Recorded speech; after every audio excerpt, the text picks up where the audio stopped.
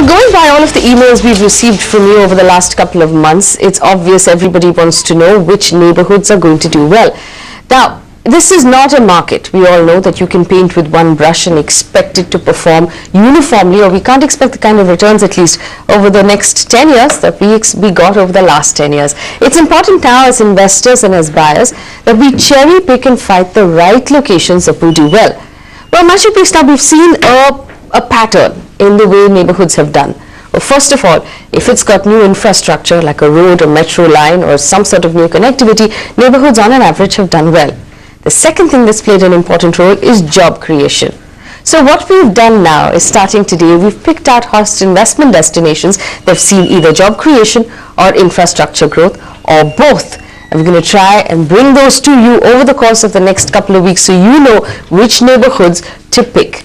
Looking at Mumbai today, we've picked Bandra Kurla complex as the hotbed of job creation. So if there's a lot of job creation in BKC, where will all of those people live, and which neighborhoods, because of the connectivity, are likely to see a benefit? To help us answer those questions, Ravi Ahuja, Executive Director, Cushman Wakefield, joins me in the studio. Ashish Shah, COO of Radius Developers, building in those neighborhoods, joins us as well. And Nikhil Bhatia is the Managing Director, Capital Markets, and the Head of the Western Region at CBRE South Asia. Gentlemen, thank you so much for coming in. Obviously, Ravi, I'll start with you. We've been talking about BKC for so long, and we've seen a lot of offices move from South Mumbai, from Central, into BKC. That job creation will cause a residential market uptick. Where will those markets likely to be located, the ones that will benefit? So, Faye, absolutely bang on both job creation as well as the agglomeration of corporates moving from south to north. I think this is one primary driver of demand. Having said that, I think this entire precinct of BKC will see an advent of senior professionals with probably deeper pockets than the middle income group people, and also expatriates who generally work in the front or corporate offices of multinational companies, and therefore this will create a lot of demand for residential and peripheral activities, which include hospitality, food and beverage, and all of that. Sure. So I think BKC per se itself offers a great avenue for residential, albeit the pricing there. No, but BKC, in all fairness, Ravi, doesn't have much supply. I mean, we have a couple of buildings, perhaps. Some of it is not even in BKC. It's in what's being called BKC Annex or BKC Annexure. So there isn't a lot of supply in BKC per se that people can occupy. So where will that demand go now? So when you say BKC or BKC Annex, that also includes locations like Kurla, which is a stone's throw away. It includes further away through the Santa Cruz Chembur Link Road, which is just 5 minutes drive, and you could hook onto it and reach Chembur very quickly. On the western suburbs, clearly between Bandra and Andheri would gain a lot of traction. Bandra East itself, close to the ONGC and other there are just across the highway, there are 3 or 4 new projects that have been launched. These all will see a lot of traction from different, demographics of demand of workforce from BKC. All right, I want to bring in Nikhil Bhatia. Nikhil, tell us from your study at CBRE, what sort of neighborhoods are you expecting will see the largest uptick because of BKC? Well, BKC has seen phenomenal take-ups, especially in the last 1 year. Our in-house research says that they've absorbed over 1 million square feet in the last 12 months. And this has clearly become the center of gravity as far as business districts are concerned, not only in the city of Mumbai, but it is the chosen financial business district in the country. And what's also interesting, Faye, is that it's not just the financial majors that are here, not the banks and the private equity funds only, but the technology companies. The FANG that we call, the Facebook, Apple, Netflix, Google, 3 out of 4 are based out of BKC. And apart from that, pharmaceutical companies. So it's become a good mix of financial companies, technology companies, pharmaceutical companies, banks. So it's got a really good mix, and this is going to translate into more homes coming up. Like Ravi was saying, senior professionals moving in, mid-level professionals moving in, and thus leading into an integrated kind of campus. You've got the schools here, the best schools in the city are here. Okay. You've got the best office buildings and a lot of residential coming in. Right, I want to bring in Ashish. Ashish Shah is with Radius Developers, looking at those neighborhoods. Ashish, obviously, if you're looking at as both Ravi and Nikhil were telling us, we're looking at a very specific group of people here. What kind of homes do you think will do well around the BKC area? Are you looking purely at luxury supply? And if you're looking at neighborhoods like Kurla, like Chembur, outside, which I know you are, then is it the 2 bedrooms that you're hoping will do well?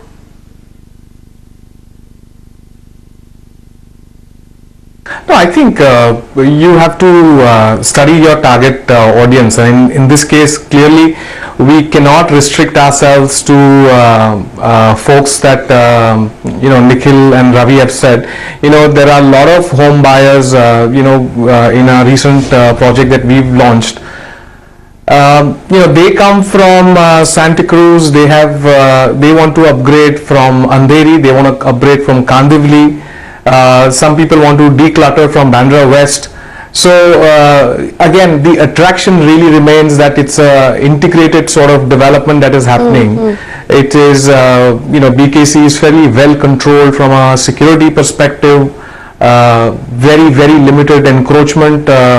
And above all, when we sit down on planning, I think our projects are combination of people who aspire to have a 3 BHK from a 2 BHK in, let's say, Kandivali. So our mix is really more 20 50% 3 BHK and the balance 30 slightly higher configurations. Ashish, tell us this. We know the MMRD is looking at auctioning a piece of land in BKC. Will you be one of those bidders? And if you do win that piece of land, what sort of construction can we expect to see? What plans would you have there? So I think there has been an announcement of 2 plots, one residential, one office. These tenders have not yet come out, so unfortunately it's a little premature for us to comment on it. But clearly, but are you keeping us aside, I think there are plenty of people interested.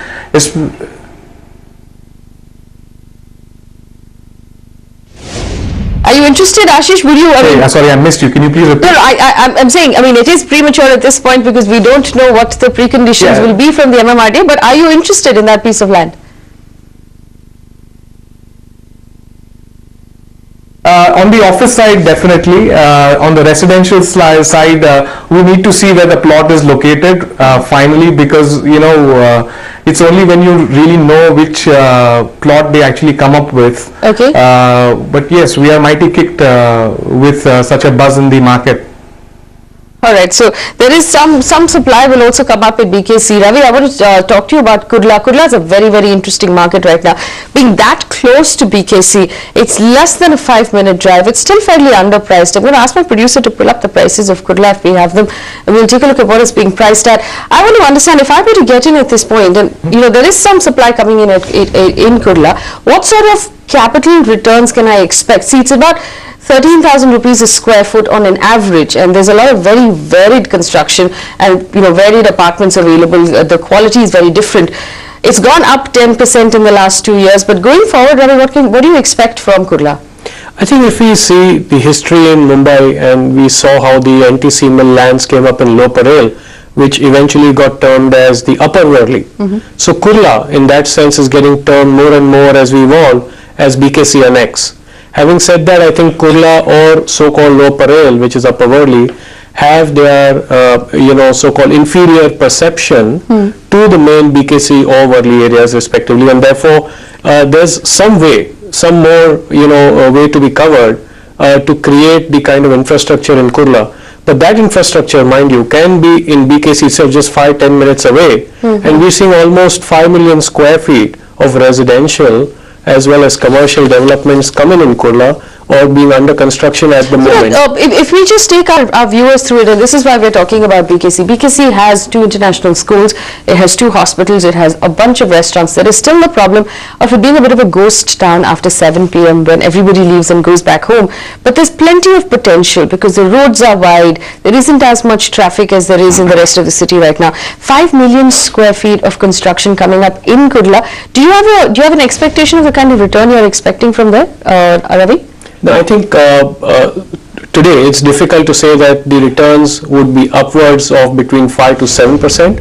But if you have a annually, but if you have a long-term view, maybe 5 years, I think you could easily see after the tightness, after a year or two, we expect recovery to gain traction, and that time probably 10 to 12% per annum till the 5th, 6th year. All right, 10 to 12% in the next. Ashish Shah, are you looking at Kudla as a hot market? Is that a market you're considering, or you prefer Chembur?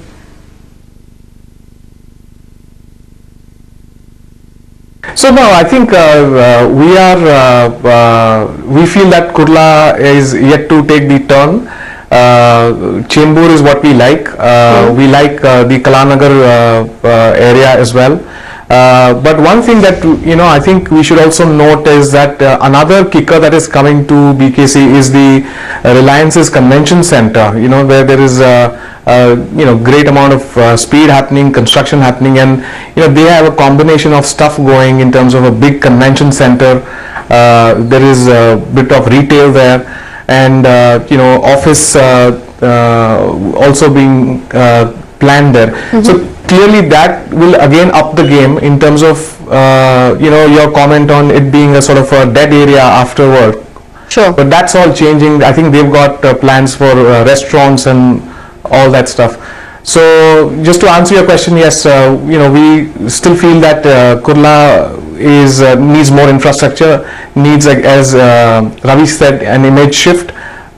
We'd like to be in markets where people are lucidly understanding what the product is. Well, if you look at Chembur, and it's on our screen right now, Chembur is currently priced at close to 19,000 rupees a square foot. It's given an average return of 12% over the last 2 years. What are you expecting in terms of return in Chembur, Ashish, over the next, say, 3-4 years to go? How much further than the average 19,000-20,000 rupees a square foot can Chembur reach?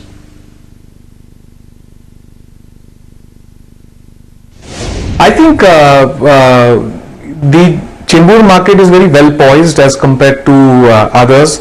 Quality supplies, large scale developments have yet to come in, and I think we have plans to come out there soon. From a returns perspective, I think annually over the next, I would stretch it to from 4 to 5 years, at least 17 to 20% easily. 17 to 20%. And very quickly, if you're going to launch in Chembur soon, where in Chembur will this launch be, and what are you pricing at? We have not yet decided the price, Faye, but it's very close to the Eastern Freeway. It's a slum rehabilitation project, and we've already started the work. Groundbreaking has happened, and the rehab buildings are already underway. We've got the permissions for the first phase of the sale area as well. So watch this space. Watch this space for more. And if I'm not mistaken, you said you expect 20% returns from Chembur going forward.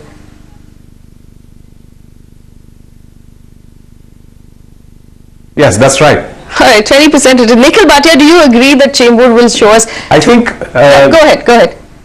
Go ahead, Ashish.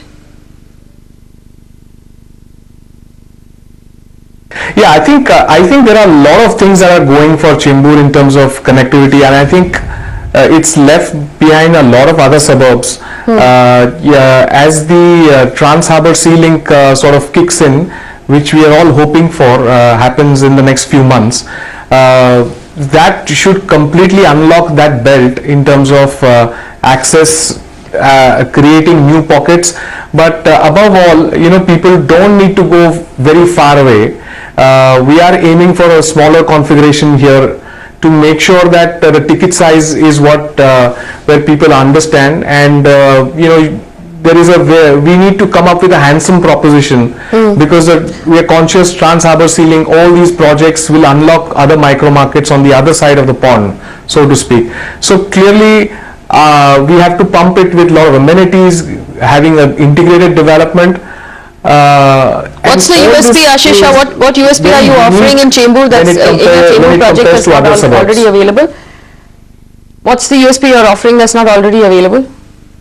Well, I think in terms of sure, it's a combination of retail, which in that area is absent, schools, hospital, and above all much higher quality living, and at prices which I think should be in striking distance of most of the Mumbaikars in that BKC sort of catchment. All right, let's bring in Nikhil Bhatia and Ravi Ahuja. The idea really is to make sure that it is available for various people. Let's bring in Nikhil Bhatia and Ravi Ahuja to weigh in on this. Nikhil, do you agree that Chembur will be the biggest beneficiary of BKC and that we might see 20% returns on residential in Chembur going forward?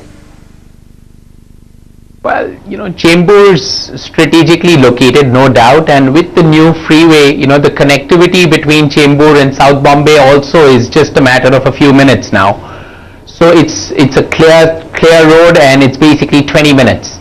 Yeah, I know that, Nikhil, but what sort of returns are you expecting from Chembur? We see that if you've invested into an under construction property there, and with a good counterparty, with a reliable name, you'll be expecting between 20 to 25%. And like Ashish was saying, that the ticket size is important, and we should just ensure that the configurations, the ticket size is good, and the counterparty is a good one. And if that's the case, we feel that 20 to 25%, maybe even a touch more, might be easily achievable. Ravi, do you agree? Because not only is just the not only are we seeing the Reliance Convention Center, but we are also going to see an International Financial Services Center in BKC. So the Convention Center is probably the largest project in the country today. It's 8 million square feet. We are talking about a good mix of service departments, retail, exhibition centers, a Kodak theatre. So there's a lot coming in there. That coupled with MMRDA, which is a special planning authority and which has done a fantastic job with BKC. MMRDA is planning an International Financial Services Center, which is going to be coming up in BKC, which is again going to make a big impact. And then within Makermax City and other developments, we are seeing hotels and malls coming up. So overall, the connectivity is great between Chembur and BKC as well as with South Bombay. So hence we see that it's positioned strategically, and we see an upside. We see Chembur as a promising location. Alright, so Chembur is coming out with a promising location. Just one note on the IFC that the MMRD is planning. That's not approved yet. The only International Financial Center that has been approved is Gift City outside of Ahmedabad. Yusuf is on the phone line with a question for us. Yusuf, go ahead. Yeah, good evening everybody. This is Joseph from Thane. Go ahead, Joseph. Yeah, my question, hi everybody. I am currently a resident of Thane. I have a own 2 BHK. Okay. I'm planning to upgrade myself from 2 to 3 BHK and trying to move towards Bombay. Okay, the shortlisted area is Chembur as well as Ghatkopar. Okay. This purely would be an end user for me. So as a value proposition, okay, appreciation would not matter to me. As a value proposition, your experts suggest to move to Chembur or Ghatkopar, or just to upgrade in Thane. Thane being selected as a smart city, I am in little bit of confusion. Alright, Joseph, quickly, Thane, we're still waiting for the shortlist on the smart cities. The selection shortlist of 20 cities will be out on the 26th of this month, which is Republic Day. We'll give you that update on this channel as soon as it happens, so you'll know whether Thane has made that list. But in the meantime, I want to ask you very quickly, is there a consideration of perhaps schools that your children go to that you might have to change if you move out of Thane? Yes, everything would be in place because I would look for all the amenities, hospital, and I'm looking for a good complex where there would be an integrated all the amenities, a kind of a premium feeling. All right. Ravi, I want to come to you with this because I have a feeling I know what Ashish Shah is going to say to this. He's already smiling. But Ravi, tell us, someone who's going to be an end user in, in either Chembur or Ghatkopar or Thane, what would you recommend? If budget is not a constraint and he's willing to upgrade it from 2 to 3 BHK, what I hear him say, I think Ghatkopar as well as Chembur, both are good locations, but from a little more longer term perspective, he's a self end user, so he should look at the vicinity in terms of social infrastructure that is available to him. Chembur, to my mind, is far more open, a little less dense with large roads, and eventually will be far more connected from next 5 to 10 year perspective, given the international airport and the MTHL, the Mumbai Trans Harbour link. The travel time into the city from Chembur is far lower than it is from Thane right now, and it possibly might become even shorter, is what you're saying. Sure. All right. So on our screen right now, we're looking at, like I said, Chemburs in the in the vicinity of 19,000 rupees a square foot. Quality construction in Chembur costs a lot more than that. It sometimes goes up to 22. We know Ashish hasn't given us his number yet, but we'll find out soon enough. Nikhil, tell us, would you recommend Chembur over Ghatkopar and Thane as well? Yes, I feel that Chembur is a good location, but we need to see Joseph's kids, we need to see and understand where his children are going to school. If he wants to look at Thane and upscale in Thane, there are a few good projects that have been launched on Pokhran Road too. He could consider one of those. If he's planning to up his budget a little bit and basically wants to move closer towards BKC and towards the heart of the city, then Chembur would be a better option for him. Joseph, two quick questions for you. Obviously, Chembur is a lot more expensive than both Ghatkopar and Thane. Do you travel into the city for work? Where do you work, and what sort of travel, is involved in your daily, commute? Currently, me and my wife both are working. Now, technically, if you ask me, I'm working towards Navi Mumbai, and my wife is working towards the Western Line. So that was the main reason we are trying to go to a central location. And there is a high possibility that I must shift to my headquarters, that is in Worli. So that's why we were thinking of going to this kind of stretch. Ashish, this is interesting because Chembur also has a monorail link that can take you, it will eventually take you to the western side as well. So this is all sounding really good to you, isn't it, Ashish? I think absolutely. I think we got to give credit to the urban planners, however late it may be. There is a lot more potential just purely from a geographical perspective. Journey times are very critical, and that's one of the very critical component of a person's lifestyle. So if he's able to spend that half an hour more with his child, I think that something goes far out ahead than giving you 5 amenities in a very distant location. So I think for Joseph, I would really recommend that go for Chembur. Ghatkopar I find a little more dense, but again some developments are very good. But again, there is no awful lot of space for new infrastructure to come there. So I think it will be safer to look at Chembur, and if you're able to stretch your budget and with your promotion getting into the headquarters, come to Bandra East, that's also another option. All right, another option is Bandra East. He made a quick marketing plug there while he was at it. But, I want to very quickly, Joseph, so this is the advice you're getting. If you can stretch your budget, Chembur will possibly be the best option for you.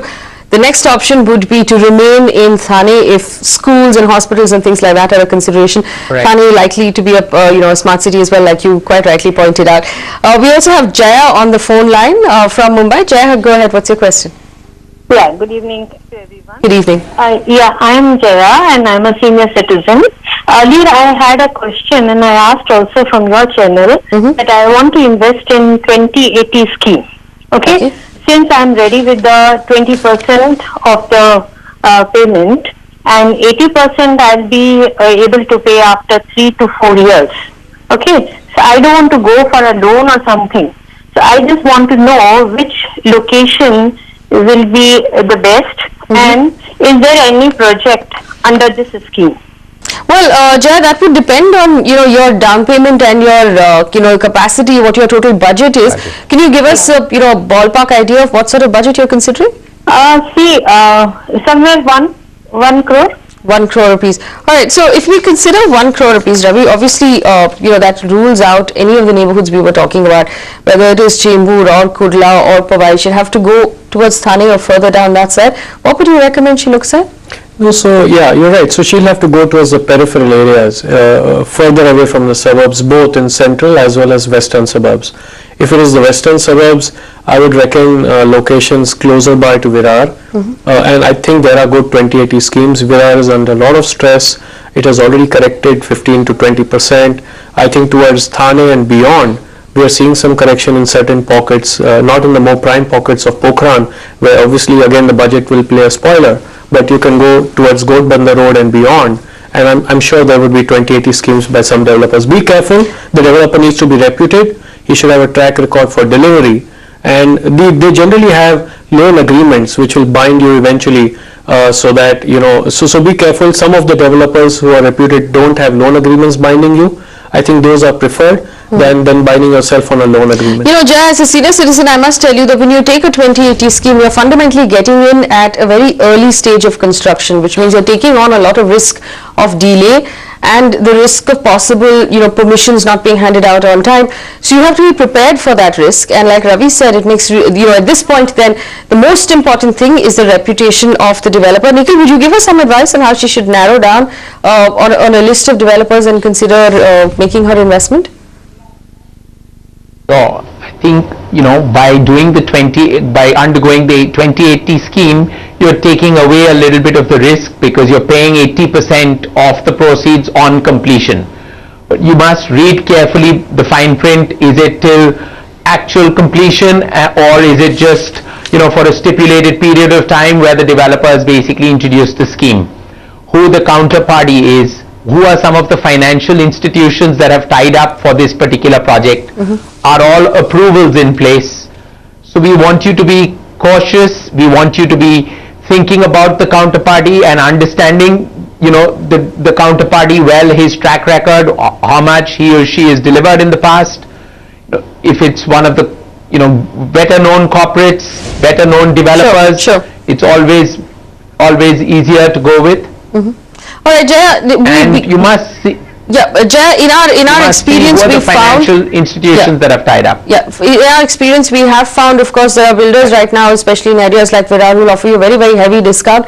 But you should, like both of our experts told us, stick with those with a reputation, a name that you've heard, somebody who has a reputation to deliver on time and deliver quality on time. That's the most important thing. Quality Even if it costs you absolutely. 10-15% more than the guy next to him, you will know that you'll be paying for peace of mind, which is so important right now. Siddharth Bansal is also on the phone. Siddharth, go ahead. What's your question? Hello, good evening, ma'am. Good evening. I want to buy one flat at Shell Colony, Chembur. Okay. So, should I invest at this time, and what should be the price at which I should invest? Are you buying purely as an investment, Siddharth, or will you be living in this home? I will be living at that house. You'll be living in this house, all right. Yeah. Okay. There isn't a lot of construction, Ravi, coming up at Shell Colony in Chembur. What sort of, would you recommend he looks at something that, is perhaps second sale in that market? What sort of prices can he expect? Yeah, so I won't comment much on prices, but yeah, the market is more secondary because the primary market does not have much to offer, like you rightly said. Secondary market is robust in those locations, although you got to be careful about the age of the building, because the older the building, the sooner you may have to eventually relocate and look for a new house. So go for something that is not very old, maybe 10, 12 years old, 15 years old. You will also have savings in the property taxes and maintenance bills when you go for something that is not brand new. With respect to growth, And no service tax. so occupation certificate, obtained developments will definitely attract no service tax, and that is again a saving. Yeah, sure. All right. In terms of growth, what were you going to say? In terms of growth, I'm just saying that the entire precinct of Chembur will hold him in good stead. He's an end user, so obviously these are notional things. Be careful on and go for some home loan or get it ratified by a bank, so you'll ensure that the title is clear as well. Siddharth, I have to go into a break, but very quickly tell me, what is your budget right now for Shell Colony? It's about 1.5 crore. Alright, 1.5 crores is not bad. Nikhil, do you want to weigh in on that? Will that send him into the secondary market right now? Because he might still find something with that budget in Chembur.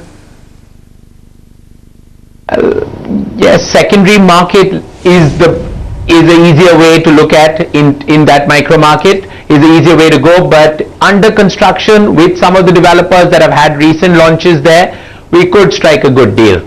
So he could explore both the secondary, and we can look at something which is under construction, maybe if not exactly within the micro market, but in the vicinity of that particular micro market. There are a few new launches that have come up too. Alright, I'm going to put two and two together. Ashish Shah, you did say, of course, that you're looking at a demographic that's different from the top management of BKC, and you did say, of course, you're still trying to figure out what the pricing is going to be. So will 1.5 crore rupees buy, Siddharth, anything in your new project that you're going to launch? If he stretches himself a little bit, I don't think we'll disappoint him. That was a vague enough answer. We don't know what stretch and little bit is, but we'll keep an eye on that. Siddharth, it might not be too hard. There are options for you in Chembur, and we'll help you on the channel find a home that will suit your needs. We're going to have to take a very quick break. We'll come back and talk about markets like Bandra East, Siam, and other markets maybe near the near those roads on the Eastern Expressway that might benefit from BKC. That's on the other side. If you have a question for us, pick up the phone and call us.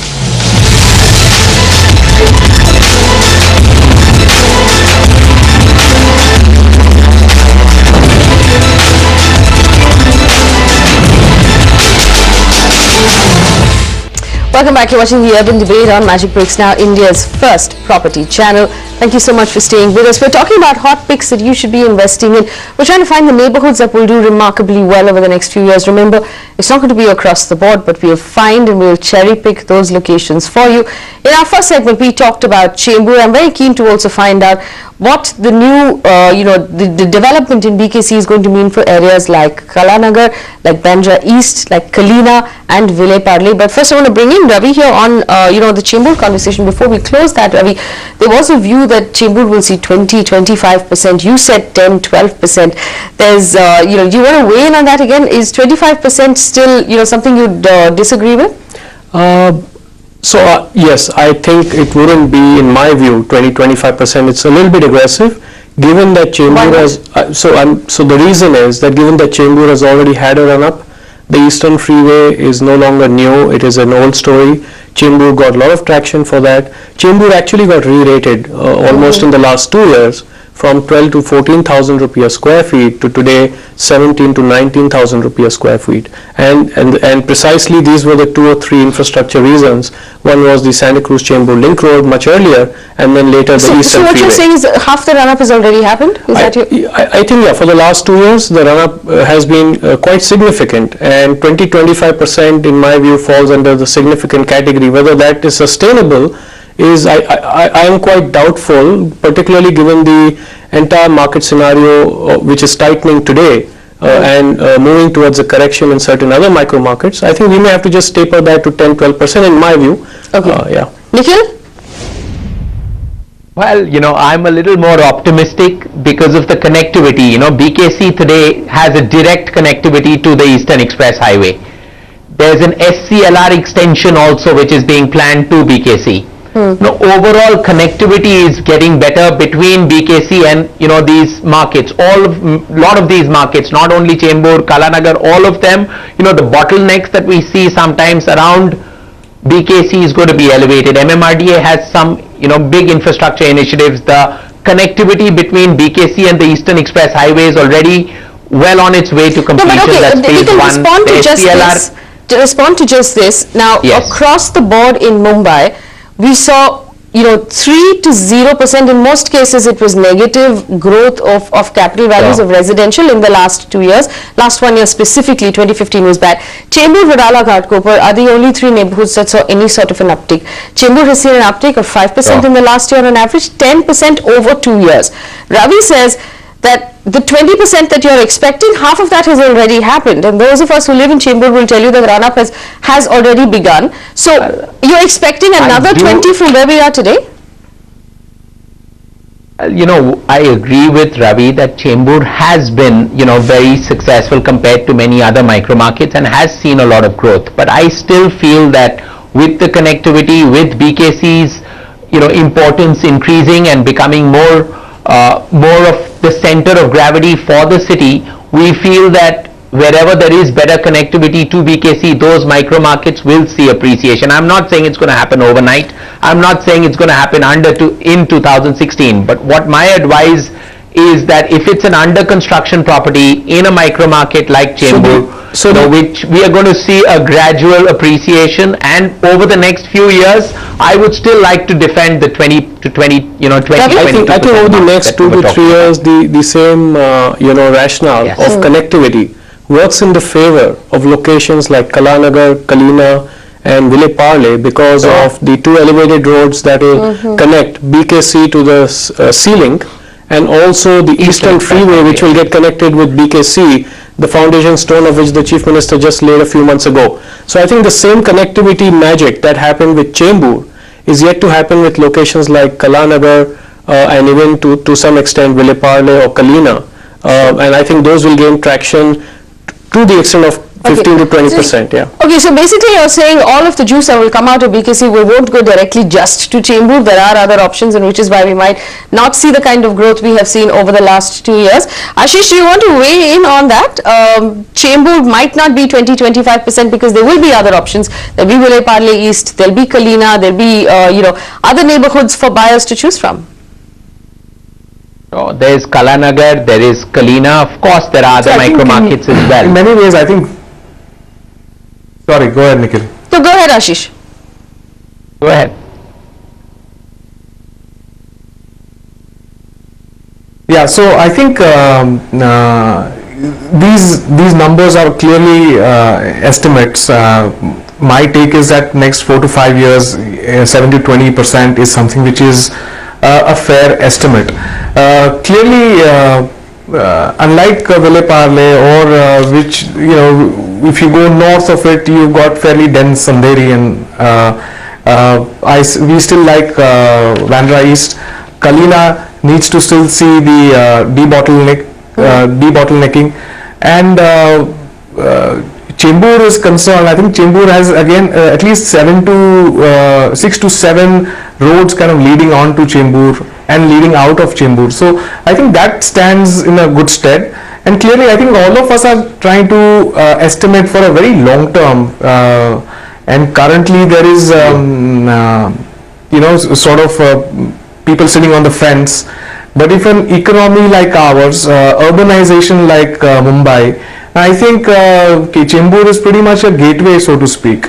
So, maybe it's 15%, maybe it's 25%, but ultimately relative to other suburbs, I think we all feel that it should do better. All right, Ravi, coming here, let's talk about, Bandra East.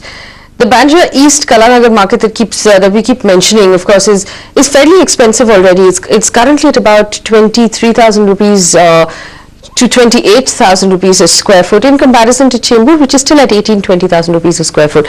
And the only construction coming up there tends to be 3-4 bedrooms, so that just automatically pushes the ticket size into 4 or 5 CR, which is out of the bracket of a lot of the people who are watching this channel right now. Tell me, what sort of uptick do you expect on Bandra East going forward from 28 or 25? Where can it go? So Bandra has its own magic and charm, be it east or west, and for reasons known to us. I think Bandra East has the pull factor of BKC. Clearly, walk to work concepts or Bandra East, Kalanagar and locations around it are A, close to the railway station, B, are right abutting the Western Express Highway.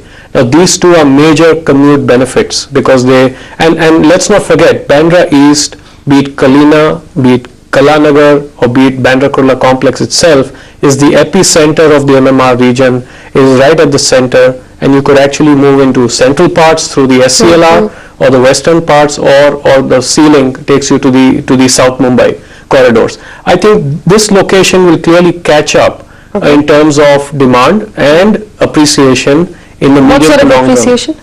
So when you compare to Bandra West, for example, it's a poor cousin. Bandra East is at 25,000 rupees, and Bandra West is at 45,000, apple to apple on built-up comparison, while Bandra West quotes at 70,000 on carpet area.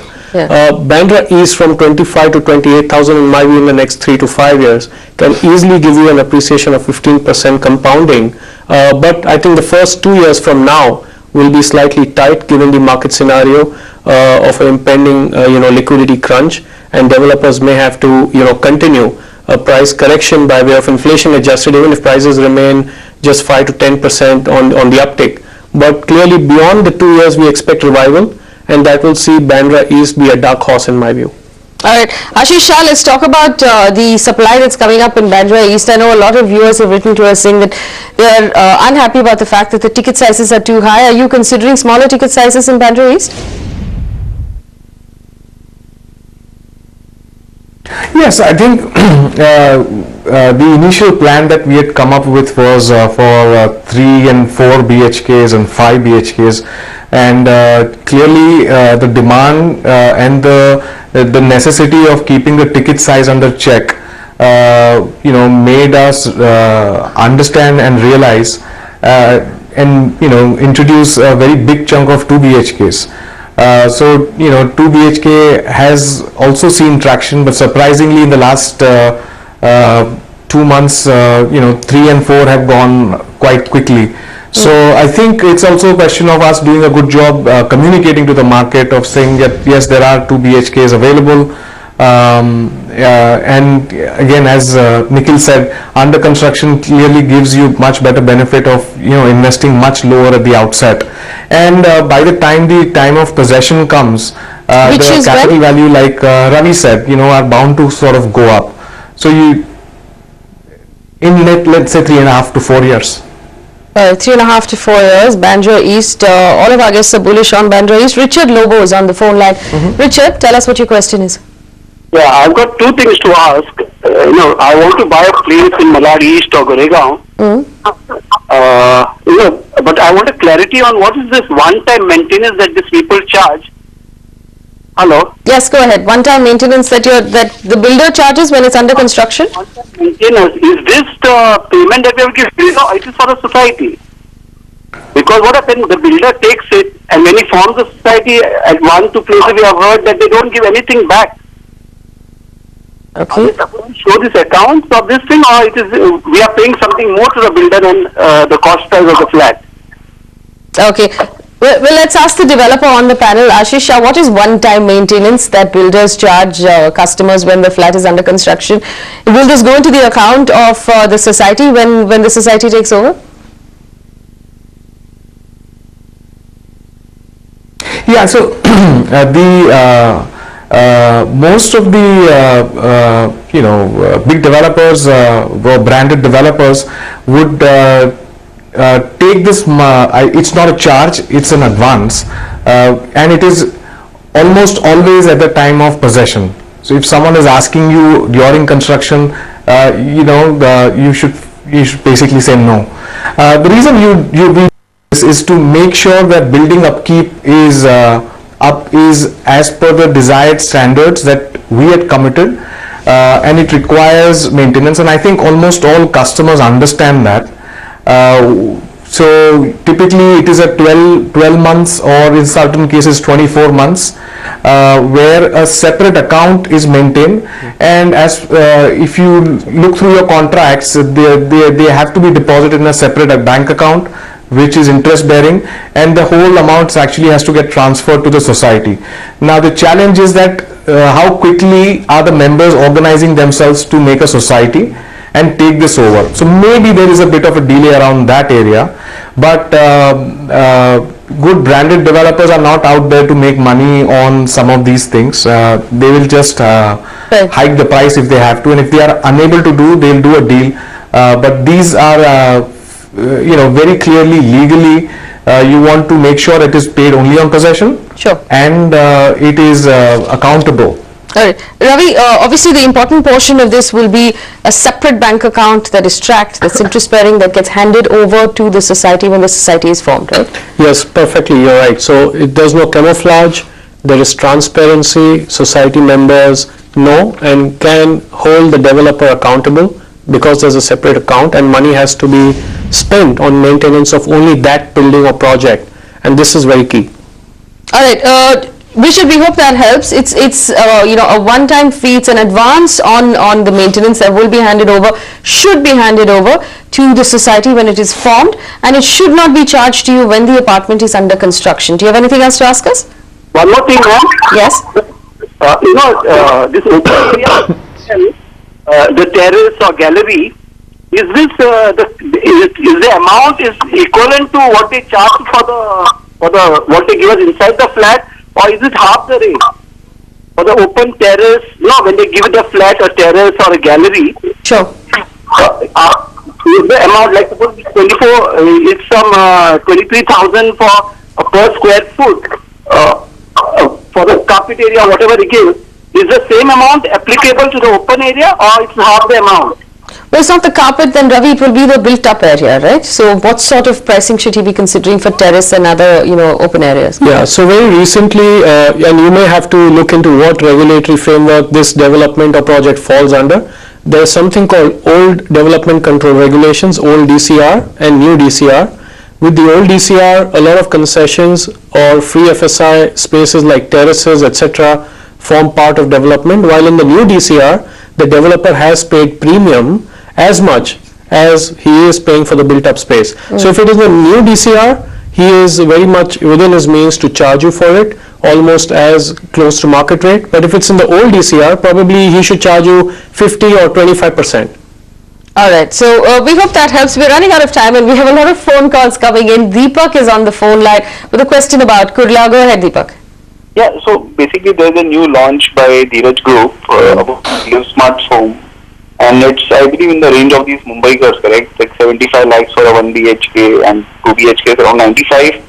So is it, what is the reputation of the developer? Should we go ahead or not? That is my question for the experts. Nikhil Bhatia, do you want to answer that question? Well, sure. I think what you should do is first have a look at the approvals that are already in place for that particular project. Again, going back to saying, besides their own finance company, which are some of the other finance companies that they've tied up with, and the fact that we are looking at a 80-20 scheme. What are they asking for upfront? It's under construction, so I guess if it is a staggered payment, milestone linked, with the approvals in place and financial institutions tied up at the outset, we feel that if you've done that level of due diligence, you can go ahead. But do the due diligence first and thereafter basically make the investment. Ravi Ahuja, would you be comfortable commenting on the developer? No, I think one has to do one's own, homework with respect to the developers. I agree with Nikhil. Okay. Please go for checking on the track record of delivery and probably speak to some of the other buyers of other projects and take a sense of whether the projects have been delivered on time or no. But approvals is very key, and the tie-up with financial institutions. Okay, both of them. I'll tell you what we did at Magic Mix now. We actually sent out our reporters to location to find out and to get as much in writing as possible about this offer of 75 lakh rupees for a 1-bedroom and 95 lakh rupees for a 2-bedroom. This is what we found. There was nothing that the builder was willing to hand over to us as buyers at that point in terms of written material or in terms of a contract in place. You have the offer of 75 lakh rupees is if you come in and buy in a bulk of 5 or 6 apartments at a time. That's the same for 95 lakh rupees as well. It's not open for someone going in to buy only one apartment, and there is a whole list of clauses and conditions and preconditions that are in place before you can buy that apartment. So I would recommend that you sit down very carefully and look at what they're offering you. Take it through a lawyer. It will be worth to have a lawyer look at the fine print and then decide whether or not you want to go ahead. I will tell you this, 75 and 95 lakh rupees is not available on just one apartment. It's available only if you're buying in bulk. That's something that you have to be really careful about. Nikhil Bhatia, you're nodding. Have you looked at the fine print of this particular offer? Is there more than what just meets the eye? Well, one has to do the due diligence, and I guess, you know, if he's interested, we can always have the office get in touch with him to give him more an in-depth advice on this specific development. You know, like we've discussed earlier, yes, please go ahead. You know, the other thing that we discovered about this particular development, and we took a look at it very carefully, because the ad also said, you know, at an interest rate of 7.5%. Now we know that the going rate for mortgages and home loans is 10 to 10.5% in the country. Again, we sent someone over to take a look at it. It turns out that the finance will be available only if you get the loan from the builder himself. There is some sort of a tie-up. Again, it was not very clear to our reporters what the tie-up is and with whom. But none of this sort of interest rate is not available with any of the leading banks. So make sure you find out who's financing the project, find out who's given a pre-clearance. If you get the leading lenders, HDFC, ICICI and the likes, SBI have already cleared the loan, then you know they've taken a look at the paperwork as well. We've not found anything of the sort right now with this project, and there are, like I said, a lot of clauses to take a look at, which means you have to get your lawyer and your personal finance advisor to take a look at it very closely. Red flags all over the place, so be very close, take a very close look at anything that seems slightly suspect in terms of price and in terms of interest rate in this market. I'm going to quickly wrap this up with one-word answers from each of our guests. If we're going to talk about Kalanagar, Chembur, or perhaps the Kalina area, I want each of you to pick the neighborhood that you're most bullish on that will do well over the next 5 years. Ravi, which one are you most bullish on? Kalanagar. Kalanagar. Ashish? You're putting me in a tough spot, but I'll go for Chembur. You go for Chembur. All right. And Nikhil? Kalanagar and Chembur. All right, so this is very interesting. If you're watching at home and you're looking for a place to buy, the ticket sizes are very different for Kalanagar and Chembur, so that should automatically help you make your decision. But like we keep saying on this channel, the developer's reputation and track record is the most important thing in your consideration at this point. That's what you should be spending most of your time and energy on. And if you need help, you can get in touch with us. That's what we're here for. Gentlemen, thank you so much. I'd like to thank our panel for joining us on the show this evening. Thank you for watching. Remember, you can get in touch with us for any question at all to do with buying a home in the country. Our contact details are on your screen. A copy of this show will be available on our website and our Facebook page. And you can reach me personally on Twitter. Thank you for watching.